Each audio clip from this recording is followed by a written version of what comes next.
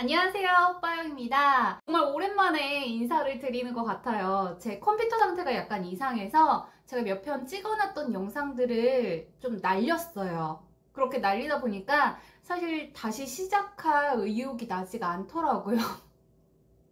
그래서 그것도 수습을 하고 컴퓨터뿐만이 아니라 핸드폰으로 어떻게 할 수 없을까 제가 여기저기 좀 알아보다가 다시 돌아오게 되었습니다. 제가 재작년부터 정말 하고 싶었던 게 있었거든요. 바로 헤어라인 반영구 문신이에요. 그거를 드디어 하고 왔습니다. 그래서 제가 헤어라인 반영구 문신을 고민 중이신 분들께 저의 후기를 들려드리려고 합니다. 저는 어릴 때부터 이마에 관련된 별명이 진짜 많았어요. 딱 보시죠? 딱 보이시죠? 이마가 남들에 비해 굉장히 넓은 편이에요. 그래서 초등학교 때는 친구들이 뭐 황비용이다 이렇게 이야기를 하기도 했었고, 그리고 어른들도 여의도 광장이 네 이마에 있다 약간 이렇게 이야기를 하셔가지고 학창시절 사진을 보면은 다 앞머리를 이렇게 내리고 다녔어요. 너무 스트레스를 받아서. 그런데 제가 소갈머리가 다른 분들에 비해서 별로 없는 편이거든요. 그러다 보니까 앞머리도 되게 이쁘게 내려오는 편이 아니더라고요. 그래서 지금처럼 이렇게 귀 옆에 꽂고 다니는 걸로 하게 되었는데, 아기를 낳고 나니까 이 소갈머리가 더 없어지더라고요. 그래서 비어 보이지 않는 헤어라인을 얻고자 헤어라인 반영구 문신을 하고 왔습니다.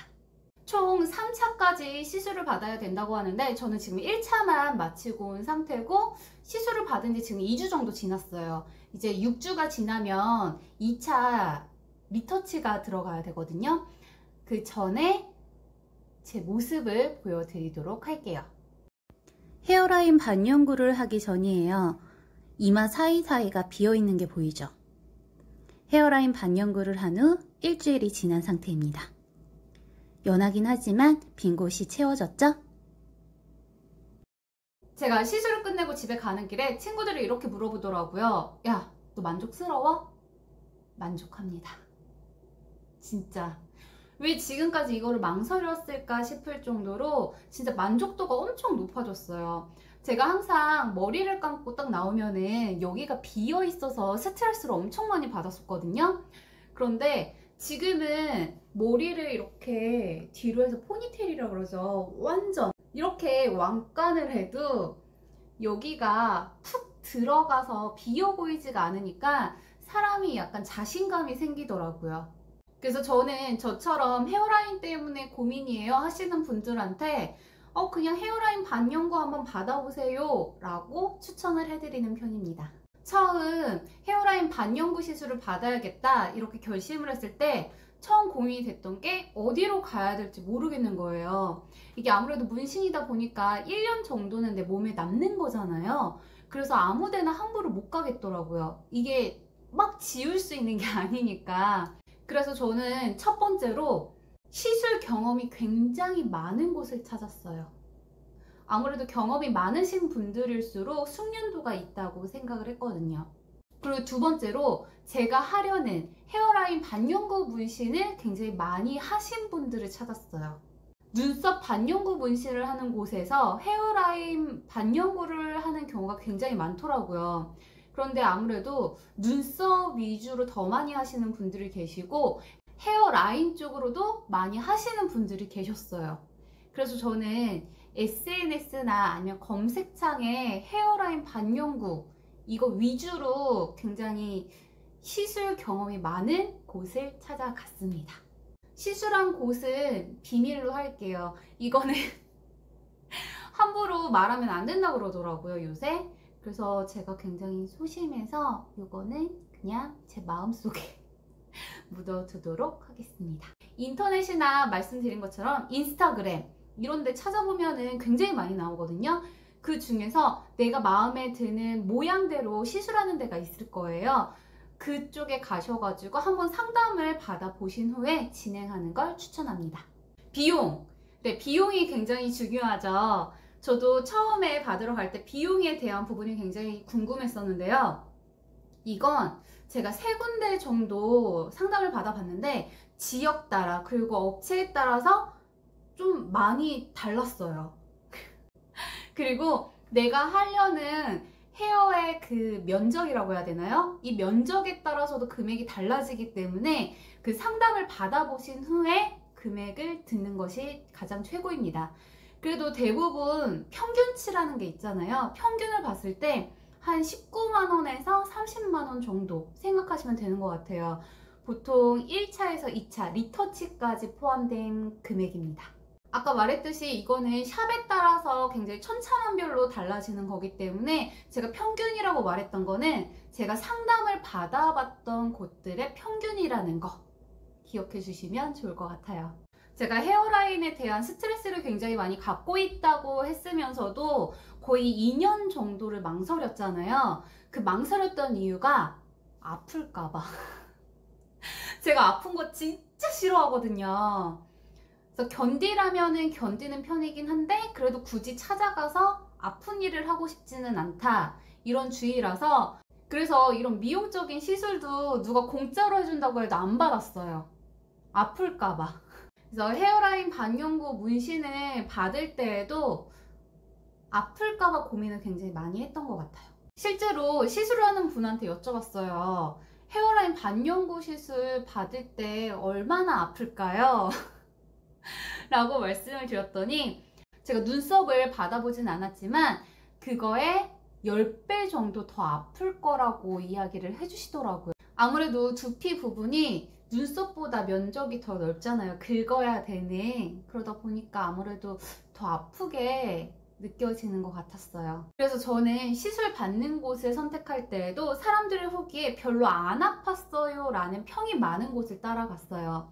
실제로 제가 받은 곳은 크림으로 마취가 들어가거든요. 크림으로 마취를 1차하고 2차까지 해주는 곳이었어요. 그러다 보니까 시간이 다른 곳에 비해서 좀 더 걸리기는 했으나 생각보다 아프지는 않았어요.